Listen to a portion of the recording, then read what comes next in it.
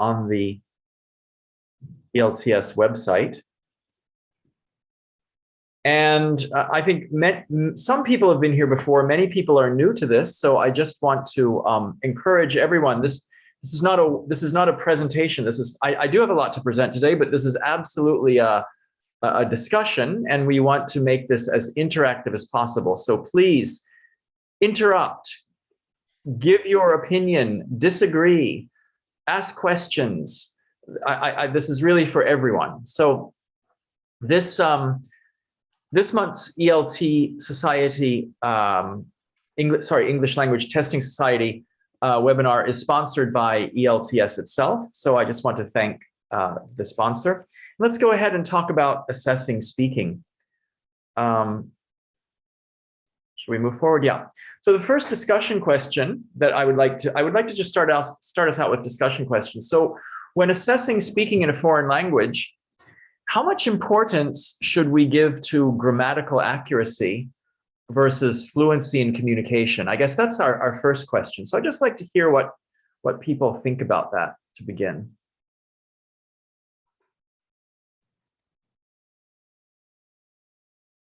Any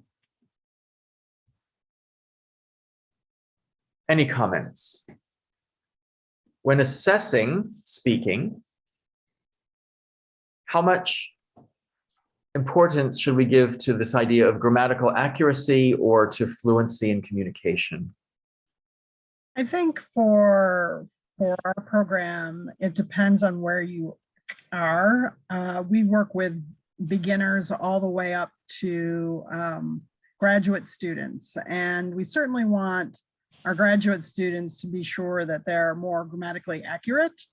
They do need the fluency in the communication and be able to express their ideas, but part of expressing your ideas is making sure that you're grammatically accurate in what you're trying to say. So, but for our lower level students, we really just want to get them to talk and have more confidence that they can communicate. Okay.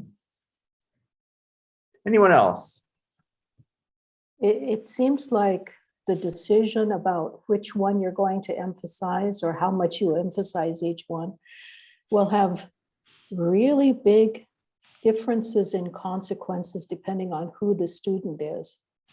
For example, we have a lot of students from the Middle East, from Saudi Arabia and Kuwait especially, who can just talk and they're very fluent and they can get their ideas across pretty well.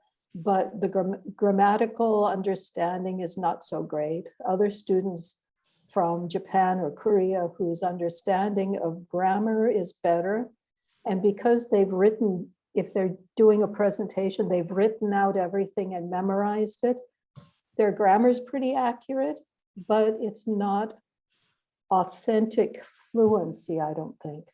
Does that make sense? Absolutely. Yeah. Anyone else? Christine, would you like to add anything? Or you were the one speaking before? I didn't see. I was the one speaking, but I started. Yeah. Okay. Yep. Michael Schwartz, would you like to add anything?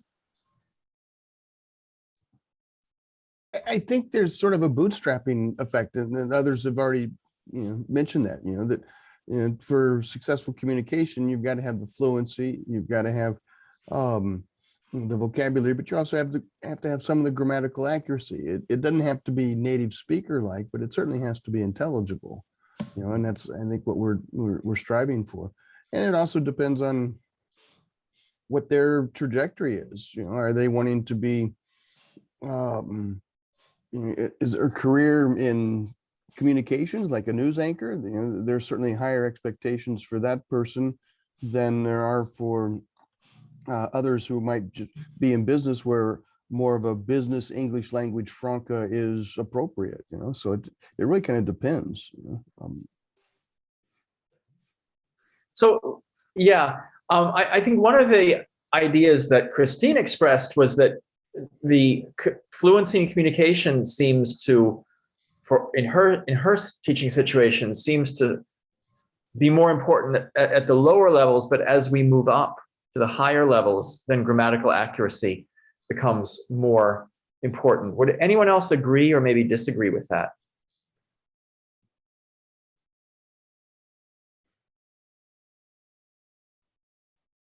What happens if you don't emphasize grammatical accuracy very much at the lower levels? Will they ever build up enough ability to use grammatical accuracy so that by the time they get to a higher level overall, maybe they're still, they don't have as much of a grammatical basis to build on?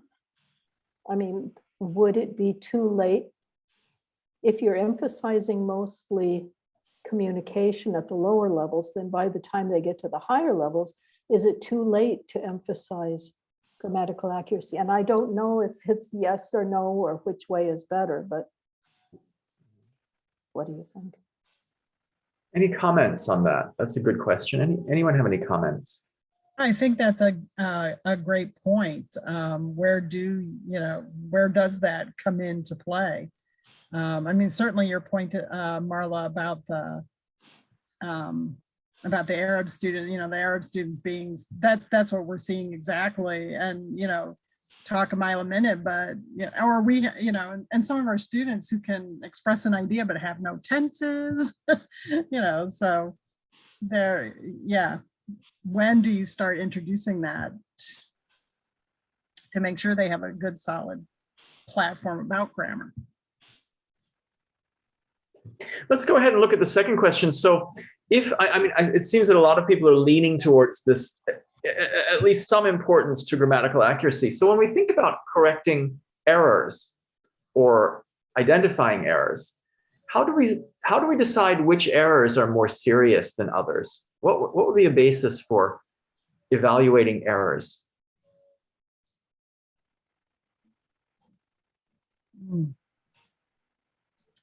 Again, I go back to that premise of intelligibility. And if the students, if the learners are able to make themselves be understood, then and errors are going to vary between language backgrounds, oftentimes. Mm-hmm. And I actually think that the research shows that it's not necessarily the grammatical errors that get in the way of intelligibility more so than phonetics. Mm-hmm. and being able to produce sounds that are within some sort of realm of acceptability for the phonemes, and so and for me, the errors tend to be more those pronunciation errors, a versus a, the vowel quality, Okay. Yeah. Mm. Great. So you're not looking at those grammatical errors as much as pronunciation errors, essentially. Yeah, for me, no, yeah, absolutely. Yeah. Good. All right. Anyone else want to make a comment on that? How do we decide which errors are more serious that we might want to intervene or reteach or etc.? I'll chime in here. I would agree with Michael that certainly the errors that affect meaning are the ones that are kind of seem to be, for me, top of the list. Others might be ones that are persistent, that where the payoff can be high in correcting it, in a sense. So if it's a phonetic error or grammatical error, the payoff for the student is great because they're correcting that error. And then the last thing in terms of errors would be, anything that might, anything that I think that's easily corrected and I put the student in a better light in terms of their native speaking interlocutors, I guess you'd say. Maybe that's kind of lower on the list, but the low hanging fruit and maybe the ones that will, if they correct them, they'll be seen and they'll gain more credibility, in a sense, in terms of their communication efforts. Okay, great, thanks. Anyone else want to chime in on this question?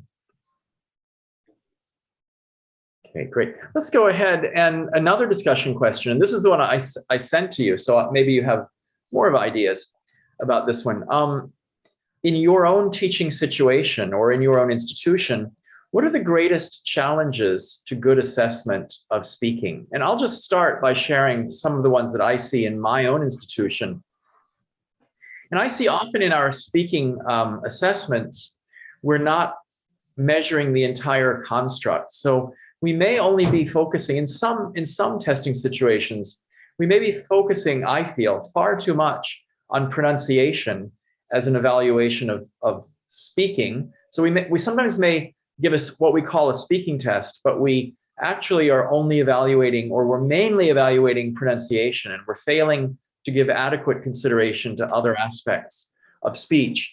And another thing that I find in my own teaching situation is that in many cases in speaking tests, we sort of ask students, we have some kind of interview situation, and we ask students a series of questions and we try to evaluate them, but the questions themselves, are the prompts, in other words, are not geared to any means of discriminating between speakers at different proficiency levels.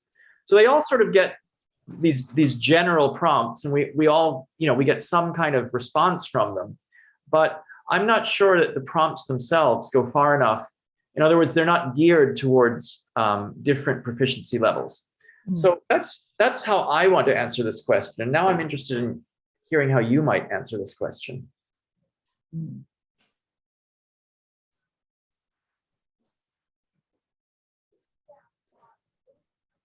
Anyone? Yeah. Oh, yeah. Okay.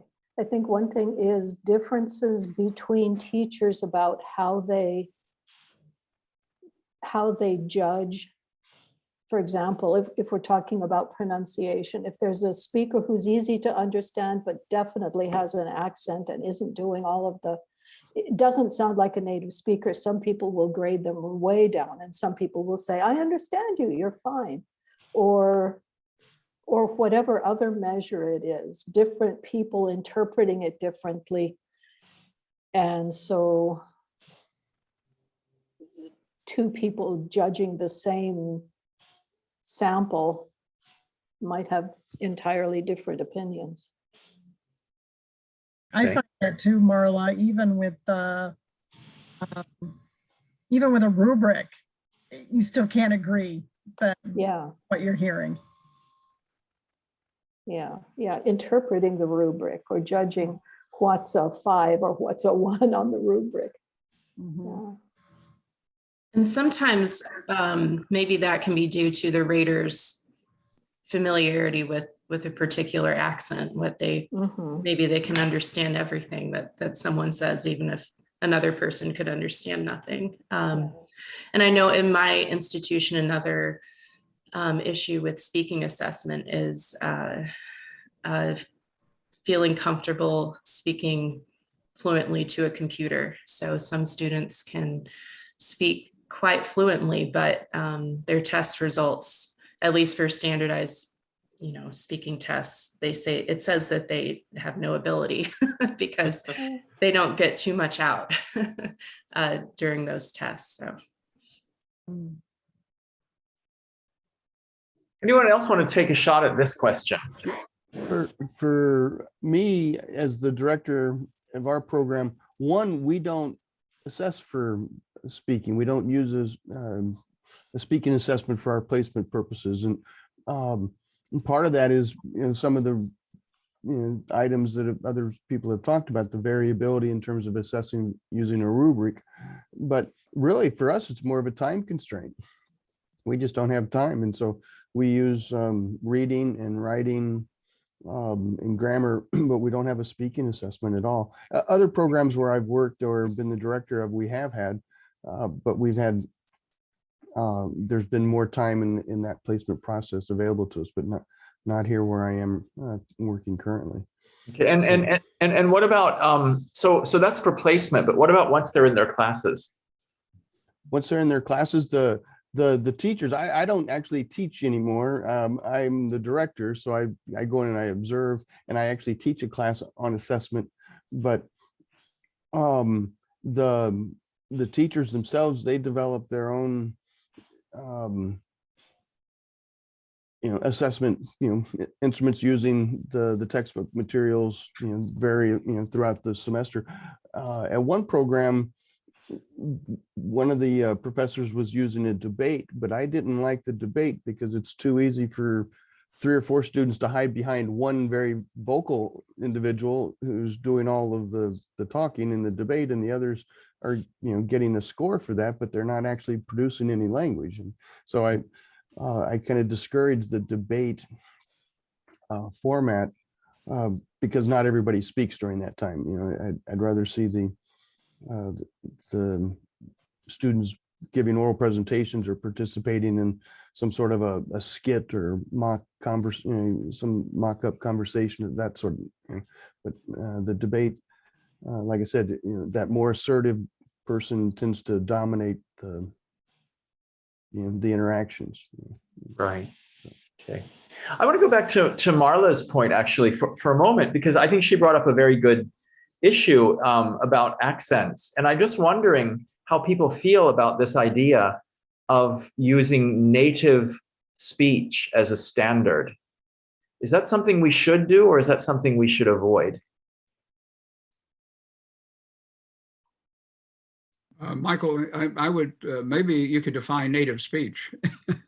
Well, that's another can of worms, isn't it? But I guess native speech, here in North America would be the way that people who were born, the sort of standard educated accents that people who were born and grew up here use. And if we're talking about England, then it would be the standard educated accent people who were born. Sorry, let me, another part of that definition, who are born here or in England, whatever, whose first language or the language in the home is English, right? I mean, I guess that would be the definition. And that definition, I mean, there are a lot of holes in that, but Marla did bring it up, so I just want to make that point. If we're teaching international students, are we holding them to a standard that they could maybe never attain, or that they don't need to attain? I think it's okay to give them a benchmark in terms of putting the standard American pronunciation, perhaps if you want to put a North American pronunciation out there, as a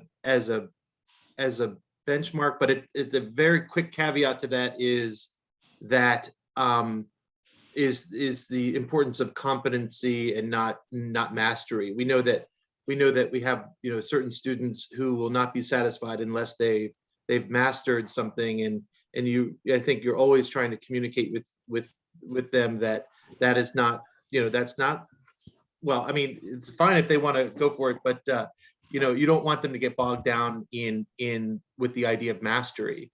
So I mean, I would say putting the standard American or North American, whatever, UK public school English out there as a benchmark or a standard is not a bad thing, with that quick caveat. Okay. Anyone else have an opinion about that? I think I partly agree with Dan, as long as you don't punish people for not ever achieving that goal, because they won't. Some people will, but it's so hard. And maybe it would also be good to take into account the situations that students are communicating in, or that they plan to communicate in. If most people in the area use another form of English than standard, we would want to take it into account. Great. Let's go ahead and keep moving if there are no more points. And again, throughout this, so I have a lot of information for us today. I don't know if I'll get through all of it, but that's okay if we don't finish it all. But I really want to consider, when we think about assessing speaking, I don't have any magic bullets here that are going to, I don't have any magic tricks up my sleeve that are going to make you amazingly better assessors of speaking. But what I would like to do is talk about how we can apply some of these very standard parts of assessment to the speaking construct, and so that we're, I think, more aware of what we're doing when we're designing speaking assessments, and how we can improve our speaking assessments that way. I'd like to concentrate on 3 areas, and that would be construct definition, task design, and rubric design.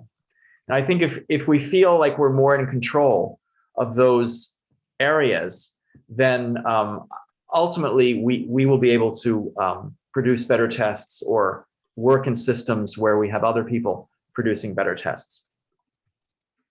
So let's start with construct definition. And I want to just step away, first of all, from science and just share for a minute my personal belief. And you see in the top of this PowerPoint our little Twitter bird saying tweet, tweet, tweet, chirpy, chirp, tweet, tweet, tweet. And you know, every time I live in a part of the country where I have a lot of birds in the trees, and I hear them chirping back and forth to each other all the time. And I'm always curious, is that just some kind of animal noise, or are they speaking to each other? Are they communicating in some way that we, you know, maybe when we're long dead and gone, our great, great, great grandchildren will solve this problem. I don't think we will in our lifetimes, but I just believe, I really believe that they're talking to each other. I really believe that. And the reason I bring this up is because I think we sometimes forget that speaking is a physical activity. Sometimes I think as teachers, we probably think of speaking as just a mental activity, a kind of language, and this something that we have to teach, something that the students have to learn, etc. And it's all in the mind. But let's not forget that speaking is a very physical activity. And it's also a very natural human behavior. Every one of us has a native language. We acquire a native language as part of our own human development. And when we learn another language, essentially what we're trying to do is we're trying to imitate a human behavior that another cultural group already does. So let's not forget that those aspects of speech. And what is speaking? Very broadly, first of all, let's look at the 7-point definition, or what are we doing when we speak? Is first we need to create our message. So we want to express ideas, opinions, our feelings, our predictions, facts maybe. So we need to create a message. We need to speak fluently. So that means, you know, not too fast or too slow to confuse people or bore people, not to be able to speak without long hesitations or long pauses. We need to speak coherently and cohesively. So in other words, we need to make sense to others as they're listening. So we need to think about linking our sentences. It's not only about managing grammar at the level of the sentence, but it's also about connecting our sentence to create a cohesive overall and coherent overall message.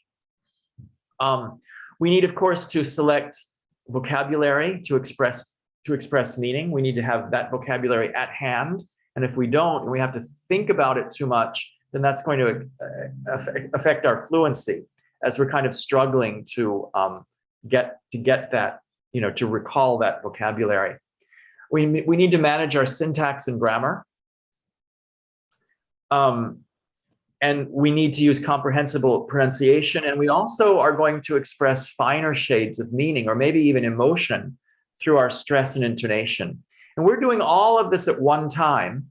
And if we're speaking in our native language, we're doing it without even giving much thought to it. It's an almost automatic process, or as I said, it's a natural human behavior. But this is actually a very, very complex process. And when we ask students to do this in another language, we can understand, when we look at all of these points, and this is just a very general overview, when we ask students to do this in another language, we can understand why they struggle so much. So I'm going to go ahead, and again, if anyone wants to jump in, questions, comments, disagreements, just jump right in. If not, I'll just go ahead in the interest of time. Let's break this down into a little more detail and look at the micro skills and macro skills that we need to take into consideration every time we're speaking, or every time we're asking others to speak, especially in another language. And I think sometimes when we design tests, speaking tests, we probably want to keep in mind which of these we really want to test for, because unless we're in very unusual circumstances, we're not going to test for all of these at one time. So I think all of these points give us some ideas in order to focus our speaking assessments a little more. So again, let's look at those micro skills.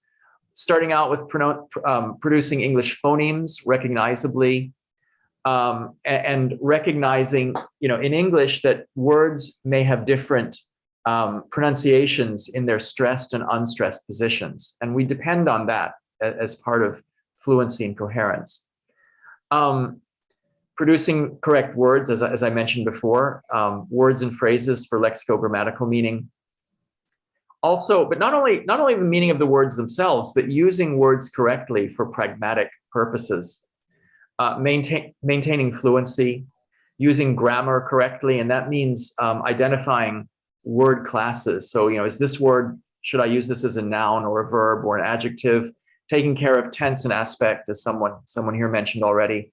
So maybe some Arabic language speakers who speak very fluently, but then don't use any tenses, right? Also taking note of plural, syntax, especially for, sometimes I feel, especially for East Asian students, syntax can tend to be a problem, right? Correct word order. And then also considering oral grammar. Producing thought groups correctly. And you know that expression, how does it go? What is it? Woman without her man is nothing. Or if I just change my thought groups and say woman without her, man is nothing. And I've communicated two entirely different, actually very extreme opposite messages by only changing the thought groups, right? So I just use that example as an example of how important thought groups really are. And finally, using cohesive devices to link ideas and thought groups. And then, so those are some micro skills, and then macro skills, monitoring one's own speech to ensure clarity of the message, using, I'm right now struggling maybe to know how to construct a difficult idea here. So I might pause, I might use fillers, fillers, backtracking, right, self-corrections, using language to accomplish communicative functions. What do I want to do with language, right? It's not just a matter of stringing all the words together in a grammatically correct sentence, but what is my intended function of language? Do I want to ask a question? Do I want to get someone to do something for me? Do I want to communicate some facts? Do I want to show my opinion or my feelings about something, right? Using pragmatic strategies and conventions. Also, this is another macro skill, right? Using pragmatic strategies and conventions in a culturally appropriate way, obeying the rules of conversation, which of course vary from culture to culture, and I'm sure we've all experienced that. Being able to keep the floor or yield the floor, finish our turn correctly, also interrupting politely or signaling that our turns are ended. Also convey connections between events. So, and this is true in longer monologues or narratives where we might need to show what is a main idea and what is the support for a main idea. And we might need to use some kind of cohesion to indicate that correctly. Linking words, right? Or also a narrative, or also indicating when I'm presenting new information or when I'm presenting given information. And finally, I'm not a big, I don't use this a lot in my own testing, but paralinguistic and nonverbal cues can also enhance the message. And I think some people are more concerned about those. Okay, so let's keep moving. I just want to share with you, because I want to share with you a short excerpt. So I'll give you a minute to read this. This is a short excerpt that I transcribed from a talk show interview. So let's just look, and this is real, authentic speech, unplanned, authentic speech. So let's just take a minute to read this.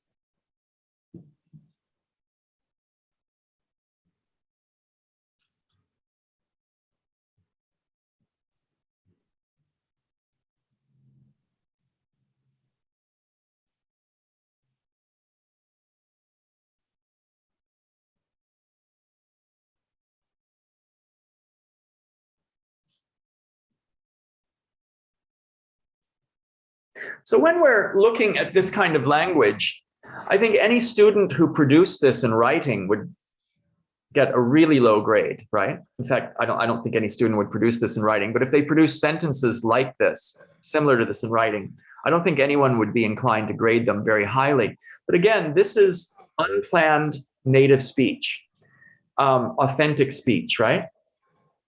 So I think when we assess grammar, we really need to consider what kind of grammar are we expecting our students to produce, and how is a spoken sentence different from a written sentence? And of course, we can also see all this, all these interruptions here, these incomplete sentences, using thought groups, leaving off words at the end of sentence, etc. So any comments about that before we go on?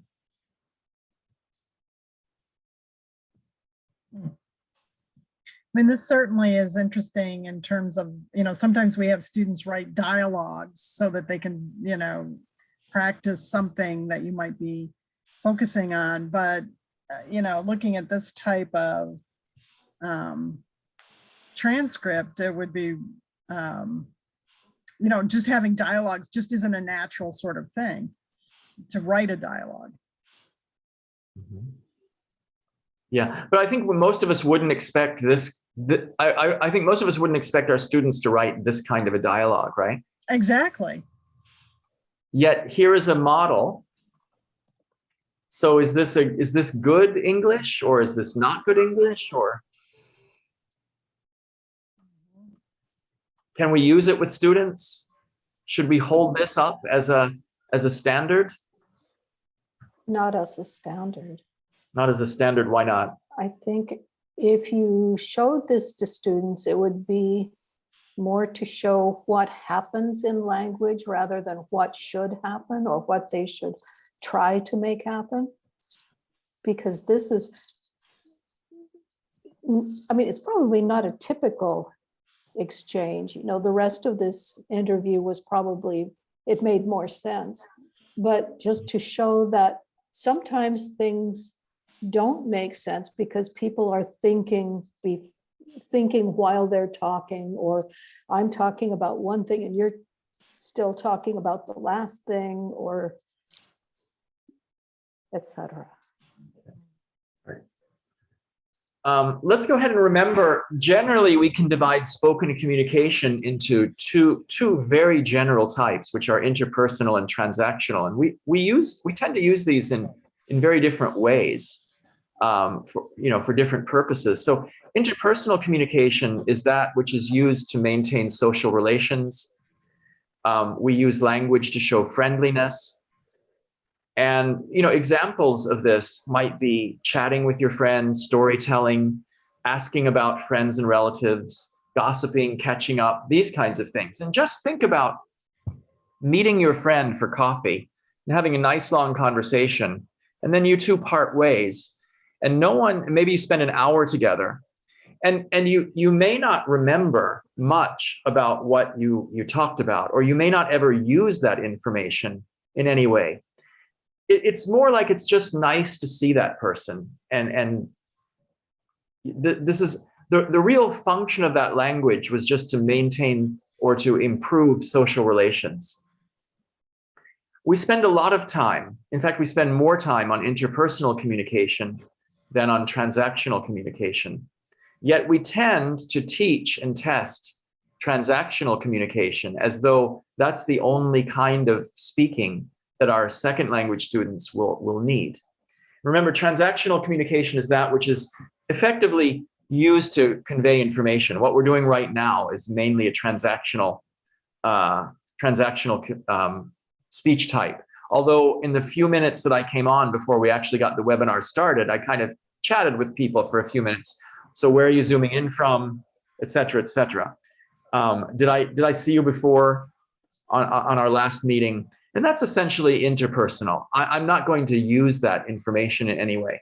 It doesn't really matter to me where you're zooming in from. It doesn't matter to me if this is your first time. It doesn't change anything, right? So transactional communication, I think the key is that the information will be used by the listeners in some way. And good examples would be instructions, directions, meetings, lectures. those kinds of things, right? And I also want to introduce this idea, and this is from the CEFR. If people are familiar or not familiar with the CEFR, and I can go into more detail about that if you'd like. What the CEFR refers to as 4 domains of speaking. And I'm told, I'm also a teacher trainer. I do teacher education courses, and I'm told that in K through 12, they use, at least in Delaware, they use the terminology, the domains, to refer to reading, writing, listening, and speaking.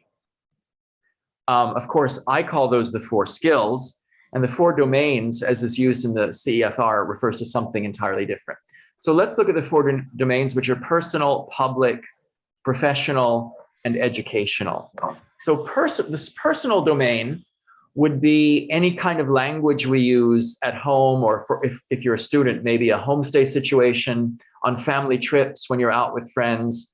These kinds of situations would be personal.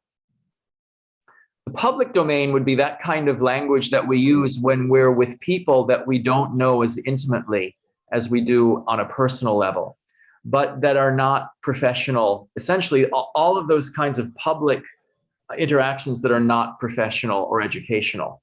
And this list here: shops, cafes, restaurants, hotels, public offices, public meetings, parent-teacher conferences, et cetera, et cetera. This is not obviously, this is not an exhaustive list, but these are some of the situations in which we might use language in the public domain. And the reason we're looking at these is when you are designing tests, you might want to think about what domain you're testing. And if you're testing across all domains, or if you have a purpose that you would want to focus on one domain or avoid one domain and focus maybe on other domains.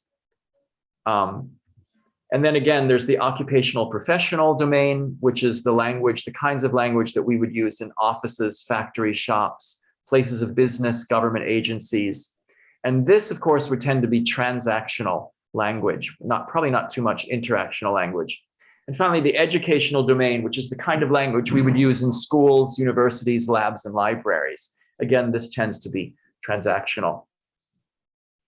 And for those of you who are familiar or maybe not familiar with the CEFR, I'll just review very quickly. So CEFR traditionally divided language into the 4 skills: reading, writing, listening, speaking, and they were arrayed across 6 levels from A1 to C2.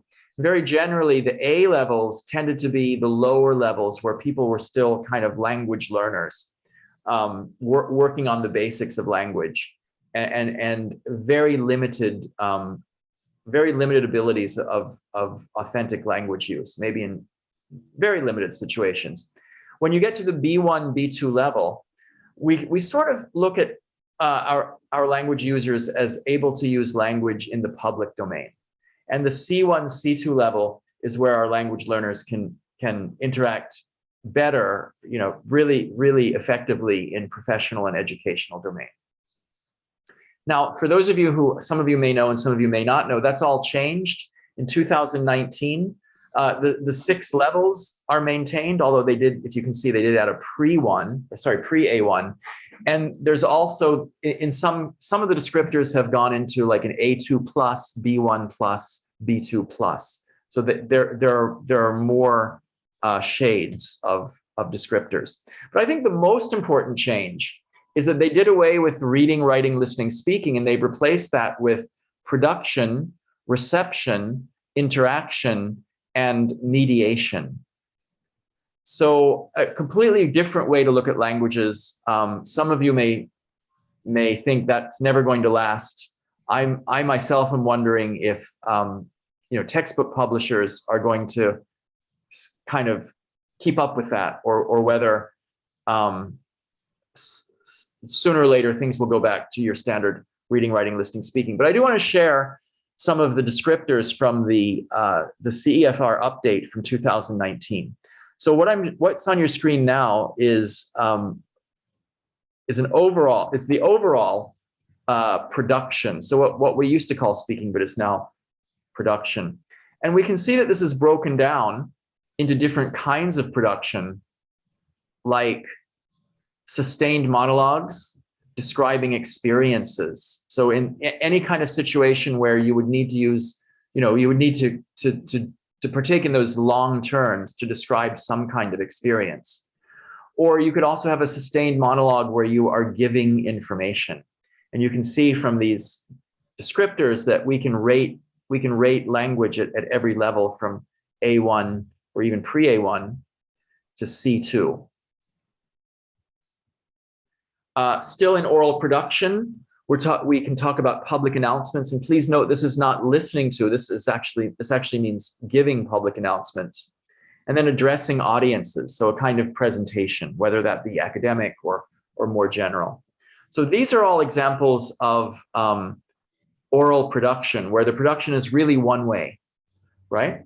And now CEFR also looks at speaking from the point of view of interaction, where speakers need to not only speak, but also listen at the same time. And I think there's some really different aspects of oral production when we're not expecting people to interact with us and when we are. I mean, one is that one is often planned, whereas the other is not.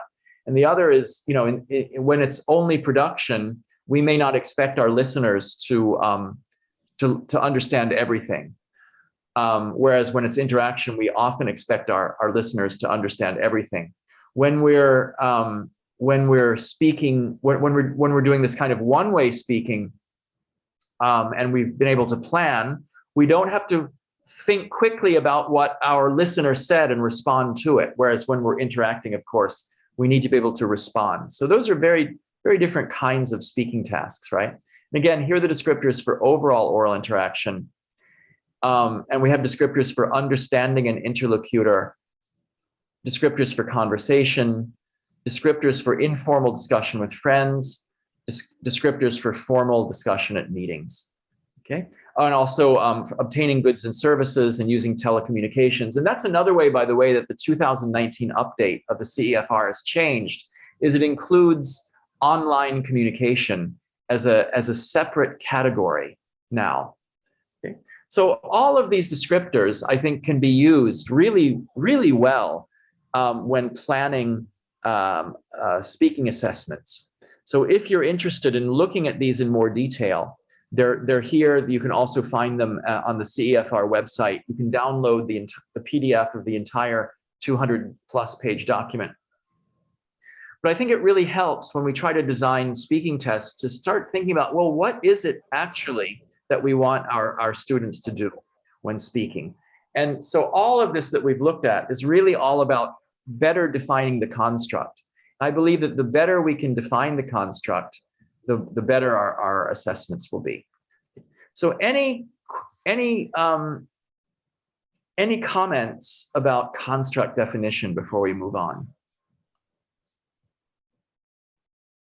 No, Michael, but thank you for pointing that out on the updates on the CEFR when they added those in there. I thought I regarded those as a good addition, the mediation and interaction, and in terms of how we conceptualize speaking and how we assess students, it certainly could have an impact in terms of the way we think about it. Those students who are listening and responding well, to their interlocutor they should be, in some ways, you want to regard that as successful speech and something that they're doing well. So I want to thank you for pointing that out.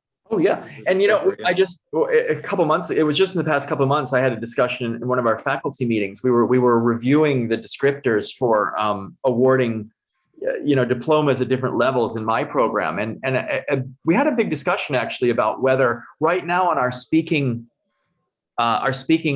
descriptors, there is one category about understanding in conversation, and some people felt that shouldn't be on there. Other people felt that it should be on there. So I think it is worth discussing. Yeah. So let's lends authenticity. Yeah. Thank you. Right. Yeah. You're welcome.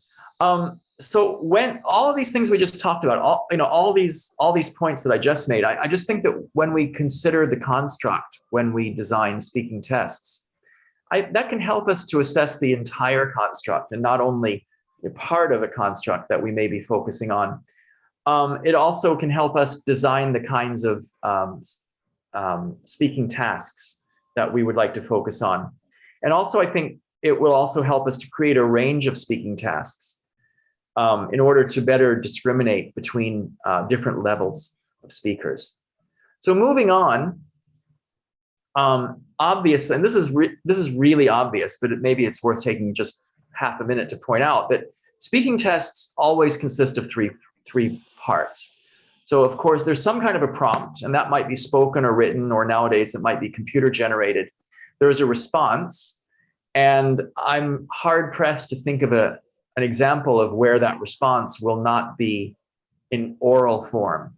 In fact, if it's not in oral form, I think we're probably not really assessing speaking. I would argue that if you're asking students to write down what they might say, then that's not really a good speaking test. That's my bias.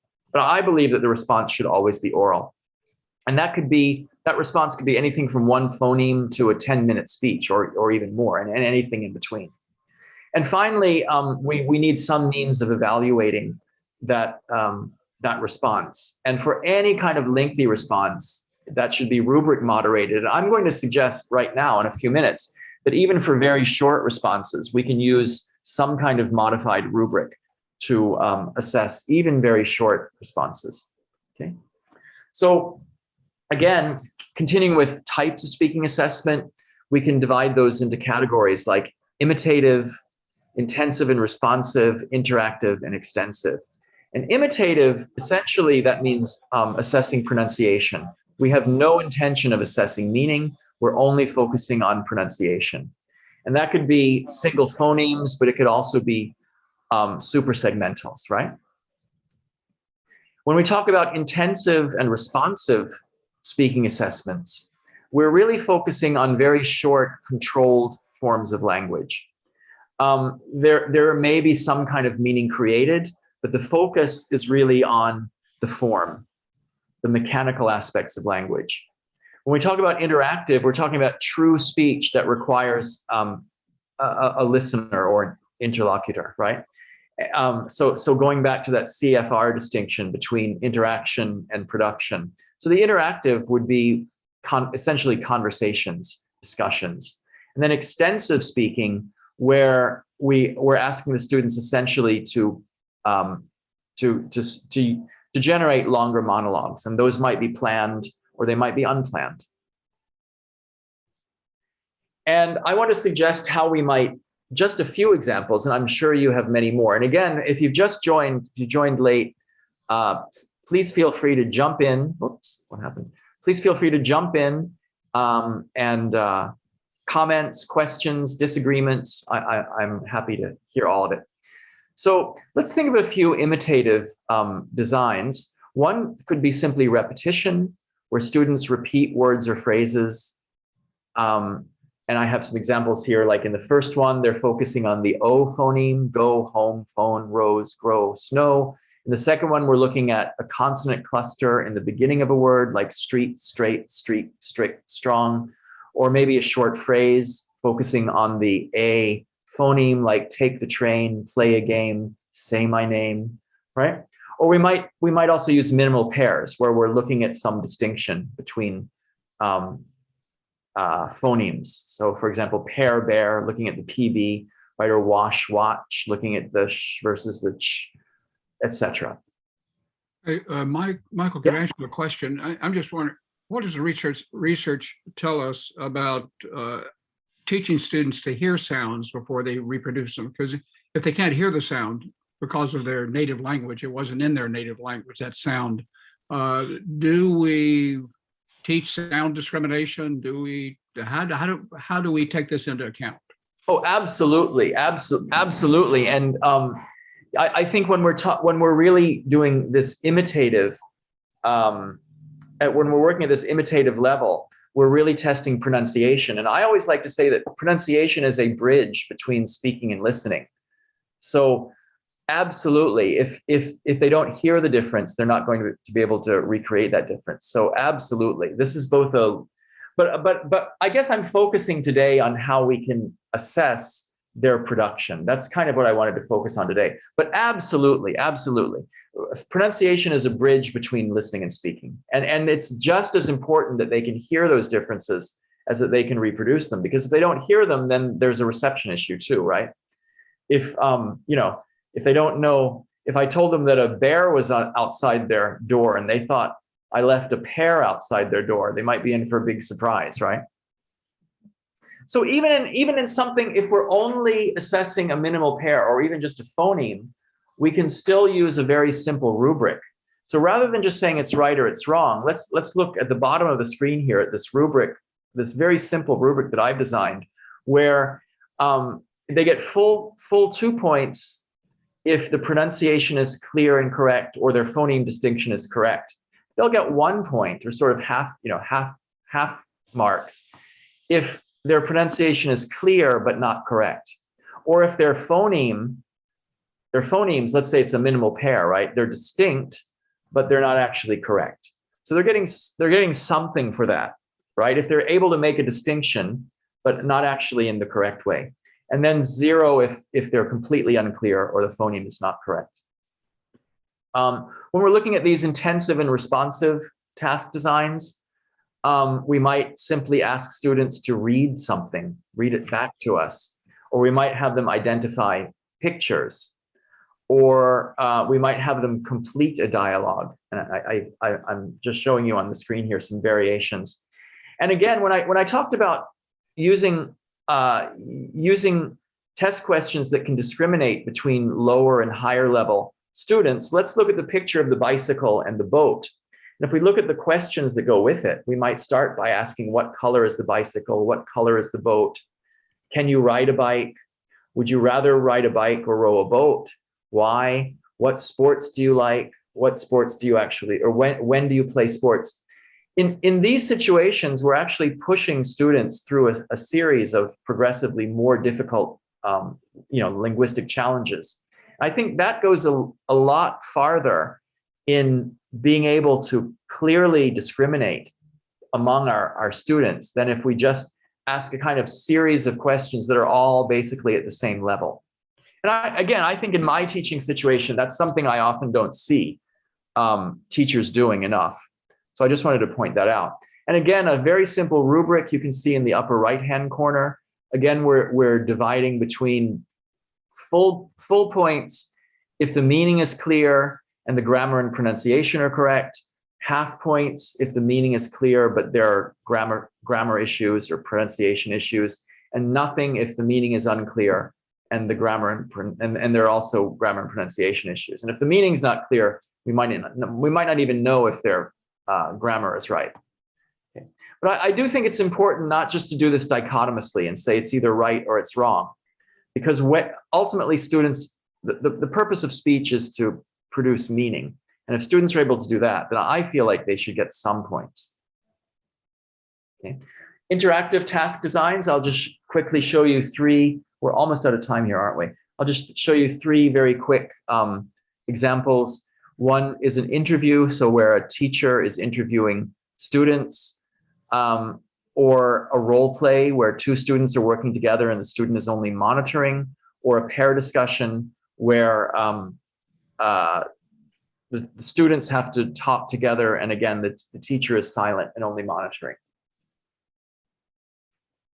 And finally, task design for extensive speaking.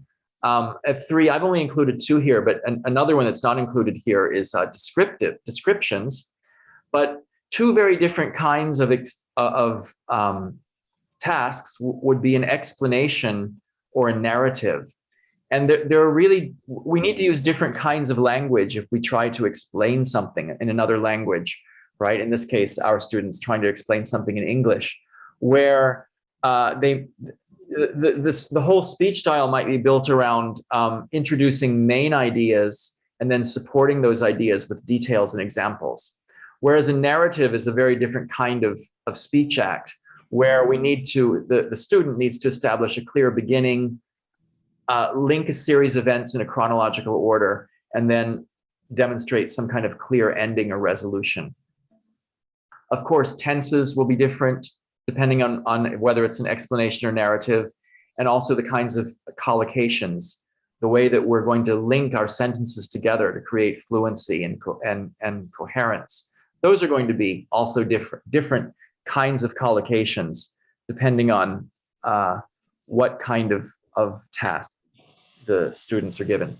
Any questions or comments at this point? We just have a few minutes to go on to rubrics. Any questions or comments at this point? I'm really interested in what everyone thinks. I have a comment. All of these, I like the tasks. They're very nice. And I like this simple rubrics. Do you have an example of what a pre-A rubric look like? I think that's where some of my teachers are struggling. Yeah, I would again go back to the CEFR, and CEFR, I would okay. start by looking Okay. at their descriptors of what pre-A are. Yeah. So you're thinking about like very Very low. low. Yeah. Yeah. The context that we're teaching are just very low. Right. And what kinds of activities or tasks are you having them do in that case? My teachers, well, I'm training teachers who are already teaching in the field. This is in Mexico and in India. And so we're working with low literacy levels, but they still have to have the second language in the classroom. So right now is vocabulary level that they're doing. I want it to be more holistic, but that's how they want to do it right now. But they don't know how to assess what their students are learning. And the teachers have a lot of difficulties too. So I want to create with the teachers some pre-A for themselves and then for the students. Yeah. So you're focusing on like vocabulary, and also I'm assuming on pronunciation of that vocabulary. Yeah. I would really suggest, I mean, going back to this idea of this kind of simple rubric, right? Yes. That was I here. really liked it.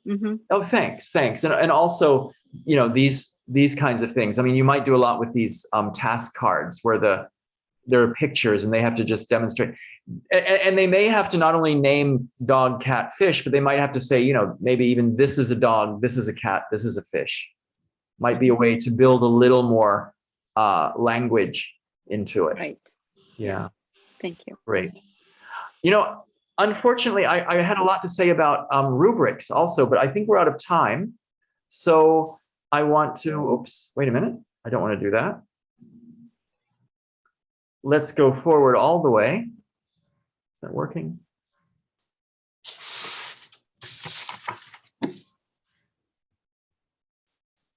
Yeah, I want to thank ELTS once again for sponsoring our March webinar. And I want to thank you for participating. Thanks for listening. And see you next month for a webinar on the concept of overall test usefulness. So thank you so much for coming. Any last questions or comments from anyone?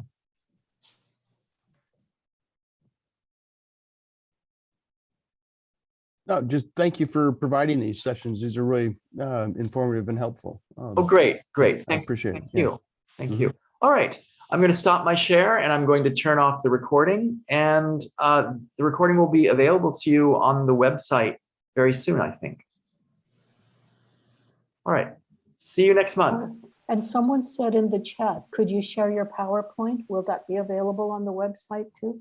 I will send it through the same email that I sent when I sent out the invitation. Thank you. Great. All right. Bye-bye.